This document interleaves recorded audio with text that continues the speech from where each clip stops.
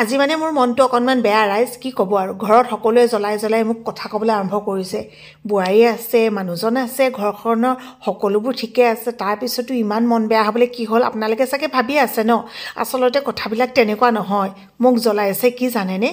school যে খুলিবই হ'ল সেই কথাটো বাৰে বাৰে সকলোৱে উনুকিয়াই দি মোক একদম জ্বলন পূৰণ কৰি দিছে কাৰণ ঘৰত একদিন থাকি অকণমান মানে এনেই অৱসৰৰ টাইম এটা পাওঁ যে অকণমান সিহঁতৰ লগত খেলিবলৈ সময় পাওঁ কথা পাতিবলৈ সময় পাওঁ ভিডিঅ' চিডিঅ'বোৰ এতিয়া দি আছোঁ মানে এইবিলাক আৰু অকণমান হ'লেও ৰৈ যাব লাগিব ন যে কি নহওক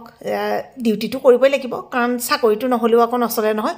সেইদিনাখন এজনে মোক কমেণ্ট কৰিছে জানেনে আপুনি বোলে চাকৰিও কৰে আপোনাক পইচা কিয় লাগে প্ৰথম কথা মই পইচাৰ কাৰণে কেতিয়াও ভিডিঅ' কৰা নাছিলোঁ আৰু দ্বিতীয় কথা হৈছে কি পইচানো কাক নালাগে আপোনাক নালাগে নে মোক নালাগে আপুনি চাবচোন যিমানেই আপোনাৰ চোতালখন বোলে ডাঙৰ হ'ব সিমানেই জাবৰ বেছি হ'ব ঠিক তেনেকৈ আপোনাৰ প্ৰয়োজনবোৰ যিমানে পূৰ কৰি গৈ থাকিব আৰু ইয়াৰ পিছত বেলেগ বেলেগ প্ৰয়োজন আহিয়ে থাকিব কাৰণ মানুহৰ জীৱনত আৰু প্ৰয়োজনৰ সীমাসংখ্যাই নাথাকে মন কাজু আৰু অকণমান কেঁচা বুটৰ সৈতে লাল চাহ একাপ লৈ ল'লোঁ কাৰণ এই চাহকাপ নাখালে মই আগতো কৈছিলোঁ যে মোৰ খুব বেছি মূৰ কামোৰে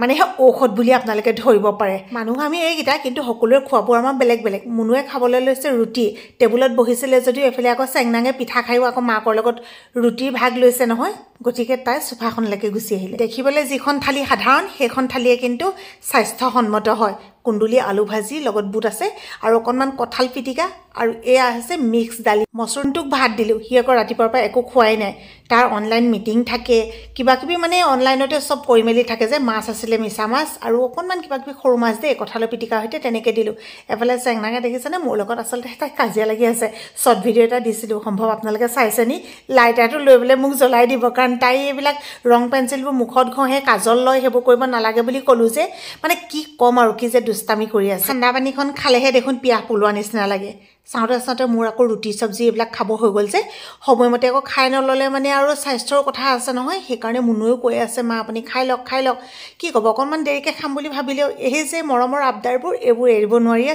খাবলৈ বহিলোঁ আপোনালোকেও চাগে খালে ন আৰু মোক আপোনালোকে সুধিও আছিলে যে মোৰ আচলতে খাদ্য তালিকাখন কেনেকুৱা হয় মই মাছ মাংস চব খাওঁ কিন্তু মই 16 ঘণ্টা নাখাওঁ 8 ঘণ্টাহে মাত্ৰ খাওঁ সেইটো আজি বহুত দিনৰ পৰা তেনেকৈ চলি আছে আপোনালোকে টাইমটো নিজে মিলাই ল'লে হৈ গ'ল আৰু মই আচলতে এই সময়টো মানে প্ৰায় 11:30মান বজাৰ পৰা খোৱা আৰম্ভ কৰোঁ আৰু আপোনালোকে হিচাপ কৰি ল'বচোন কিমান সময়ত শেষ হয় মানে মই 6 বজাৰ আগত খাই একেবাৰে আজৰি হৈ দিওঁ আৰু এতিয়া এয়া ৰুটি খাবলৈ লৈছোঁ তাৰপিছতে তেনেকৈ 6টা বা 5:30 5টা এনেকুৱা সময়তে ভাত খাম আৰু